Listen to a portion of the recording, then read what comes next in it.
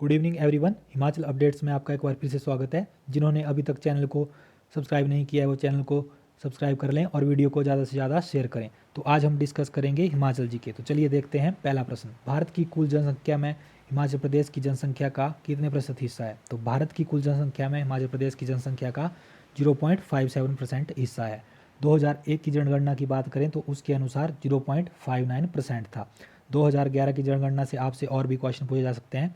तो 2011 की जनगणना की बात करें तो उसके अनुसार हिमाचल प्रदेश की साक्षरता दर 82.80% है और हिमाचल प्रदेश की जो पॉपुलेशन है वो 68,64,602 है। उसी तरह से एक पेपर में पूछा गया था कि हिमाचल प्रदेश की जो एससी पॉपुलेशन है वो कितनी है। तो हिमाचल प्रदेश की जो एससी पॉपुलेशन है वो 3,92,126 है, जो कि हिमाचल प्रदेश की टोटल पॉपुलेशन का 5.7% है। तो अगला क्वेश्चन देखते हैं, which is the largest area wise legislative assembly of HP. Himachal Pradesh का सबसे बड़ा विधानसभा क्षेत्र कौन सा है क्षेत्रफल के अनुसार। तो क्षेत्रफल के अनुसार हिमाचल प्रदेश का सबसे बड़ा विधानसभा क्षेत्र लाहौल स्पीति है। इसका सही answer option C Lahaul Spiti. Lahaul Spiti में विधानसभा सीटों की बात करें तो लाहौल स्पीति में एक विधानसभा की सीट है। विधानसभा सीटों से भी पेपर में क्वेश्चन पूछे जाने लगे हैं कि किस डिस्ट्रिक्ट में कितनी विधानसभा की सीटें हैं। तो आपको ये सीटें भी याद रखनी है या फिर अपनी अपने डिस्ट्रिक्ट के हिसाब से आप सीटें याद रख सकते हैं। तो लाहौल स्पीति की बात करें, लाहौल स्पीति में विधानसभा की सीट एक है। किन्नौर में भी विधानसभा की सीट एक है। हमीरपुर की बात करें, हमीरपुर में विधानसभा की सीटें 5 हैं। और कांगड़ा की बात करें, कांगड़ा में विधानसभा की सीटें 15 हैं। मंडी की 15 है कांगड़ा में। मंडी की बात करें, मंडी में विधानसभा की सीटें 10 हैं। उसी तरह से आपको हर डिस्ट्रिक्ट की विधानसभा की सीट याद रखनी है जिससे कि आपको पेपर में आसानी रहे। Which mountain pass connects Kangra with Bharmour. Kangra को भरमौर से कौन सा दर्रा जोड़ता है। तो Singur pass, Indrahar pass, both A and B, D none of these. तो कांगड़ा को भरमौर से सिंगूर पास भी जोड़ता है और इंद्राहर पास भी जोड़ता है। तो इसका सही आंसर होगा option C, both A and B. Kangra को भरमौर से जोड़ने वाले दर्रों की बात करें तो इंद्राहर दर्रा भी कांगड़ा को भरमौर से जोड़ता है, निकोड़ा दर्रा भी कांगड़ा को भरमौर से जोड़ता है। उसी तरह से भीम घुसुतुड़ी की बात करें, भीम घुसुतुड़ी कांगड़ा को चंबा से जोड़ता है। चलिए अगला क्वेश्चन देखते हैं, Lunani cold water spring is located in which district of HP. Lunani ठंडे पानी का जो स्प्रिंग है हिमाचल प्रदेश के किस जिले में स्थित है। तो जो लुनानी ठंडे पानी का जो स्प्रिंग है वो हिमाचल प्रदेश के कांगड़ा जिले में स्थित है और इसकी खोज कैप्टन ए कोल्डमैन ने की थी। आपको ये भी याद रखना है कि इसकी खोज किसने की थी, ये भी पूछा जा सकता है। इसकी खोज कैप्टन ए कोल्डमैन ने की थी। चलिए आगे देखते हैं, अगला क्वेश्चन डिस्कस करते हैं, Dhami valley is situated in which district of HP. जो दामी घाटी है हिमाचल प्रदेश के किस जिले में स्थित है। तो दामी घाटी की बात करें तो दामी घाटी हिमाचल प्रदेश के बिलासपुर जिले में स्थित है। बिलासपुर जिले की और घाटियों की बात करें तो चौंतो घाटी भी बिलासपुर जिले में स्थित है। चंबा की बात कर लेते हैं, चंबा में बंदर घाटी स्थित है और चंबा में चंबा घाटी भी है जिसको रावी घाटी के नाम से जाना जाता है। चुराह घाटी भी चंबा में है। किन्नौर की बात करें तो किन्नौर में यूल घाटी है और हैंगरांग घाटी है। चलिए अगला क्वेश्चन डिस्कस करते हैं, Shringtung lake is located in which district of HP. Shringtung झील जो है हिमाचल प्रदेश के किस जिले में स्थित है। तो श्रिंगटुंग झील की बात करें तो ये कुल्लू जिले में स्थित है। इसका सही आंसर होगा ऑप्शन डी, कुल्लू जिला। तो कुल्लू जिले की और झीलों की के बारे में भी डिस्कस कर लेते हैं। तो कुल्लू जिले में भृगु झील है, हंसा झील है, द्योरी झील है, नैनसर झील है और दशहर झील है। दशहर झील में स्नान करने से अकबर की बेटी का अधरंग ठीक हुआ था। श्रेयोसर झील भी कुल्लू में है। यह भी काफ़ी न्यूज़ में थी क्योंकि इस पर पूरी तरह बर्फ जम गया था, पर्यटक इसके ऊपर चढ़ने लग गए थे। तो ये झील काफ़ी पवित्र मानी जाती है, लोग इसके जल को बहुत पवित्र मानते हैं और घरों को भी ले जाते हैं। इस झील की जो देवी है वो बूढ़ी नागिन इस झील की देवी है और आभी नाम की जो छोटी चिड़िया है वो इस झील के जल की सफाई करती है। ये होगी कुल्लू की झीलें। इसका सही आंसर होगा ऑप्शन डी, कुल्लू। अब सिरमौर की झीलों के बारे में भी डिस्कस कर लेते हैं। सिरमौर में सुकेती झील है और रेणुका झील है। रेणुका झील 2.5 किलोमीटर है और इसकी आकृति सोई हुई स्त्री की है। रेणुका जो है तो परशुराम की माता और ऋषि जमदग्नि की पत्नी का नाम था। किन्नौर की बात करें, किन्नौर की बात कर लेते हैं तो किन्नौर में नाको झील है और सोरंग झील है। उसी तरह से लाहौल स्पीति की बात करें तो लाहौल स्पीति में चंद्रताल झील है, सूरजताल झील है, यूनामसा है और दीपक ताल है और नीलकंठ झील है।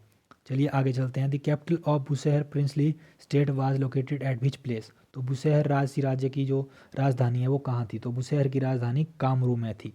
Option D, Kamru. अब बुशहर की बात करें तो बुशहर की ये क्वेश्चन बनता है कि बुशहर की स्थापना किसने की। तो बुशहर की स्थापना प्रद्युम्न ने की जो कि श्री कृष्ण के पुत्र थे और प्रद्युम्न के ही वंशज ने बाद में कामरू से राजधानी सराहन स्थानांतरित कर दी थी। The last ruler of Bhagat dominion बाज, भगत राजसी राज्य का अंतिम शासक कौन था? ये क्वेश्चन देख लेते हैं अगला, भगत राज्य का अंतिम शासक कौन सा था? तो भगत राज्य का जो अंतिम शासक था वो दुर्गा सिंह था, ऑप्शन सी दुर्गा सिंह। आगे चलते हैं, the old name of Bilaspur was, Bilaspur का पुराना नाम क्या था? तो बिलासपुर का पुराना नाम बिलासपुर था, ऑप्शन ए इसका सही आंसर होगा। अब हिंडूर की बात करें तो हिंडूर किसका पुराना नाम था? हिंडूर नालागढ़ का पुराना नाम था। सोनितपुर सराहन का पुराना नाम था। ब्रह्मपुर भरमौर का पुराना नाम था। अगले क्वेश्चन पे चलते हैं, Dhauladhar mountain is popularly known as, Dhauladhar पर्वत को लोकप्रिय रूप से किस नाम से जाना जाता है? तो धौलाधार पर्वत को लोकप्रिय रूप से मौलक पर्वत के नाम से जाना जाता है। इसका सही आंसर होगा ऑप्शन डी मौलक पर्वत, और मौलक पर्वत के रूप में जाना जाता है। तो शिवालिक पर्वत की बात भी कर लेते हैं, तो शिवालिक पर्वत को मेनक पर्वत के नाम से जाना जाता है। इन दोनों में से कोई भी क्वेश्चन आपसे पूछा जा सकता है कि धौलाधार को किस नाम से जाना जाता है और शिवालिक को किस नाम से जाना जाता है, तो आपको ये दोनों याद रखने हैं।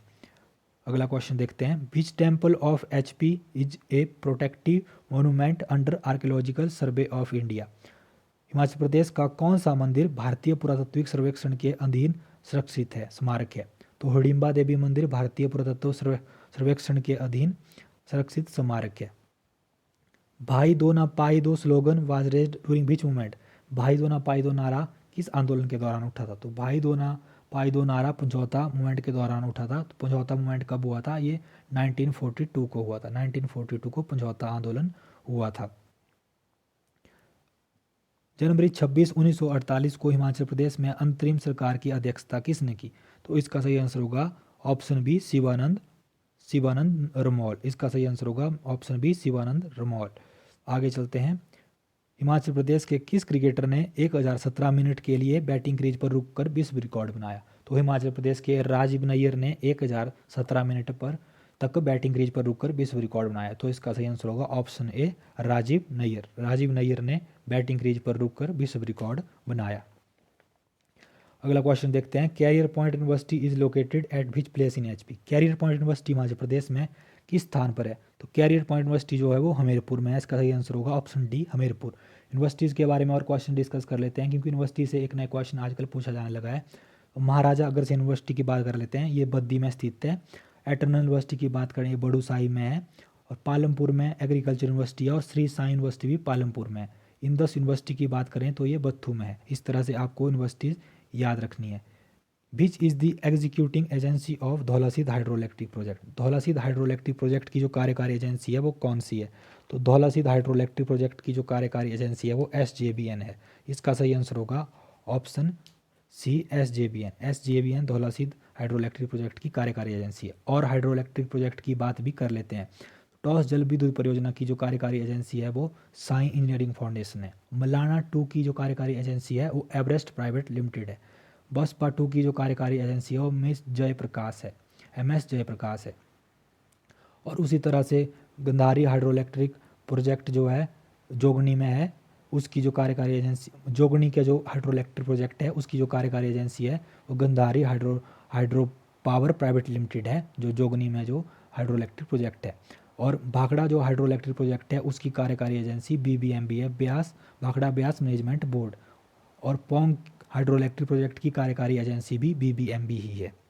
ये भी आपको याद रखनी है, क्योंकि यहाँ से क्वेश्चन पूछे जाते हैं बार बार।